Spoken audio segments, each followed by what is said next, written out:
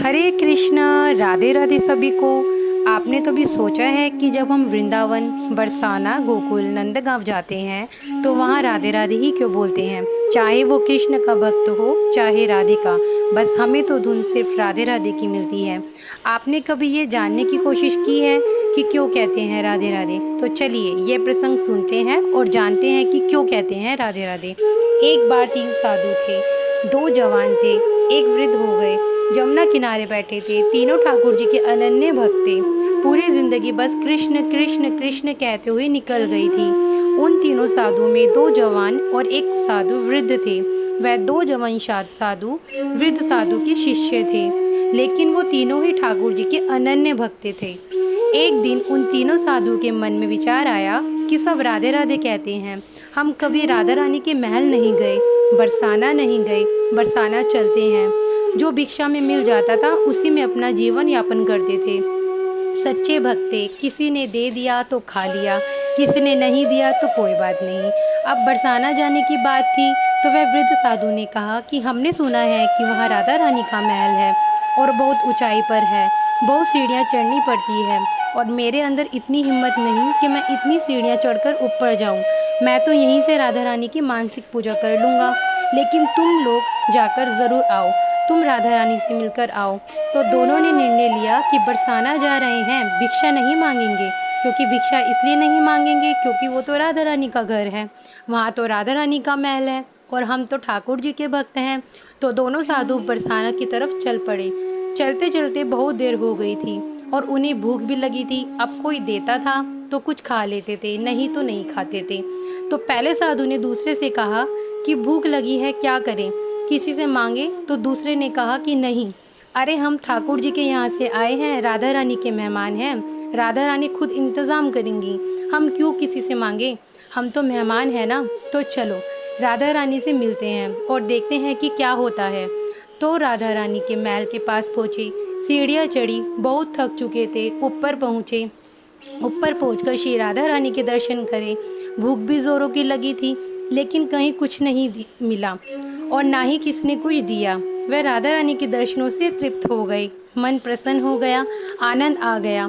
पहली बार राधा रानी को देखा, क्योंकि राधा रानी की अटारी पर आ जाकर हर किसी को सुकून जो मिलता है, वहाँ ऐसी हवा का झोंका चलता है कि व्यक्ति कितना भी दुखी हो प्रसन्न हो जाता है, सारी थकान दूर हो जाती है। तो दोनों साधु अटारी पर आ गए, विश्राम करने लगे। रात्रि भी हो चुकी थी, दोनों भूखे पेट ही सो गए थे। इधर राधा रानी की सेवा करने वाले गोस्वामी जी को स्वप्न आता है और स्वप्न में श्री राधा रानी आती हैं। राधा रानी जी कहती हैं कि गोस्वामी जी, मेरे 2 मेहमान आए और वो भूखे ही सो गए मेरी ही अटारी पर, आपने इतना भी ध्यान नहीं दिया कि यहाँ कोई भूखा सो रहा है। तो गोस्वामी जी ने क्षमा मांगी कि अच्छा राधा रानी जी, मुझे तो पता ही नहीं। राधा रानी ने कहा कि जाओ उन्हें भोजन करवाओ, मेरी अटारी पर भूखे ही पेट सो रहे हैं। गोस्वामी जी हड़बड़ा कर उठे, अटारी पर पहुंचे, देखा कि 2 साधु सो रहे हैं। दोनों साधुओं को उठाया, बोले कि क्षमा चाहता हूँ, आप राधा रानी के मेहमान हैं। तो साधुओं ने कहा कि ऐसा तो कुछ नहीं है, हम तो आए हैं दर्शन करने के लिए और थक गए थे, कल सुबह वापस जाएंगे। तो गोस्वामी बोले कि आपने कुछ खाया नहीं है, मैं आपके लिए भोजन की व्यवस्था करता हूँ, आप आराम से बैठिए, मैं भोजन लेकर आता हूँ। और गोस्वामी जी भंडारे में गए, प्रसाद लेकर आए।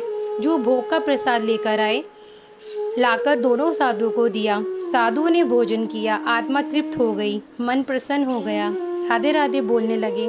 गोस्वामी जी को राधे राधे किया और गोस्वामी जी भी राधे राधे बोलकर वहाँ से चले गए। गोस्वामी जी बड़े डरे हुए थे, घबराए हुए थे, हड़बड़ाए हुए थे, क्योंकि ये शिकायत श्री राधा रानी ने स्वयं की थी। अब रात हुई, दोनों साधु अटारी पर फिर से जाकर सो गए। राधा रानी स्वप्न में आई। राधा रानी ने आकर कहा कि कैसा लगा भोजन? दोनों के ही स्वप्न में आई और दोनों ने ही कहा कि बहुत अच्छा लगा, आनंद आ गया। राधा रानी ने कहा, मेहमान हो ना मेरे, ठाकुर के यहाँ से जो आए हो, कृष्ण के यहाँ से आए हो, भोजन में आनंद आया, कुछ और व्यवस्था करनी है तो बताओ। तो दोनों साधुओं ने कहा, नहीं महारानी, आपके दर्शन हो गए, आपको देख लिया, यह सब स्वप्न में चल रहा था। तो राधा रानी ने कहा कि गोस्वामी जी भूल गए, भोजन के पश्चात पान नहीं दिया आपको, मेरे भोग में जो पान चढ़ा था उस पान का बीड़ा आपको नहीं दिया। तो ये पान का बीड़ा भी ले लो, पान ग्रहण करो, आप मेरे मेहमान हो। दोनों ने स्वपन में पान लिया, राधा रानी को प्रणाम भी किया और राधा रानी स्वपन में अंतर्ध्यान हो गई। यह सुबह 4 बजे की बात है।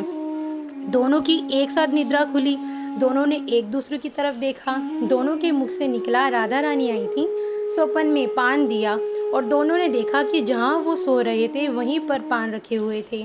वो पान जो राधा रानी ने स्वपन में दिए थे। पान ग्रहण किया, जोर से राधे राधे चिल्लाई। उसके बाद कभी लौटकर वहाँ से नहीं गए, बस राधा के होकर रह गए। ऐसी महिमा है मेरी श्री राधा रानी की, ऐसी मेहमान नवाजी की। उन्होंने तो मजाक में कहा था कि हम राधा रानी के मेहमान हैं, लेकिन राधा रानी तो राधा रानी है, उन्हें सब सुनाई देता है, दिखाई देता है। हमारे मन में जो भी भावना आती है हमारे प्रभु के पास पहुंचती है, चाहे वो अच्छी हो या बुरी। इसलिए अपने मन को सरल रखो, सहज रखो, सात्विक रखो। हमेशा याद रखना, यदि आप सहज मन से बिना शंका के ईश्वर से मांगेंगे तो कुछ भी उनसे कहेंगे वो अवश्य सुनेंगे, अवश्य देंगे। कोई भी समस्या आपके लिए बड़ी हो सकती है, पर मेरे प्रभु के लिए कदापि नहीं। उनके लिए तो पल भर में सब ठीक हो जाता है, लेकिन आपका विश्वास होना चाहिए, शंका बिल्कुल भी नहीं होनी चाहिए। तो ये थी मेरी श्री राधा रानी की महिमा। आप सभी को पता है कि मेरी श्री राधा रानी इतनी करुणामयी है कि वह स्वयं खुद भी नहीं जानती वे कितनी दयालु हैं। तो हमेशा श्री राधा नाम जपते रहें। अगर मेरी वीडियो आपको अच्छी लगी हो तो प्लीज़ अभी सब्सक्राइब करें। अगर आप मुझे सब्सक्राइब करते हैं तो मुझे और प्रोत्साहन मिलेगा श्री राधा रानी जी और ठाकुर जी के बारे में।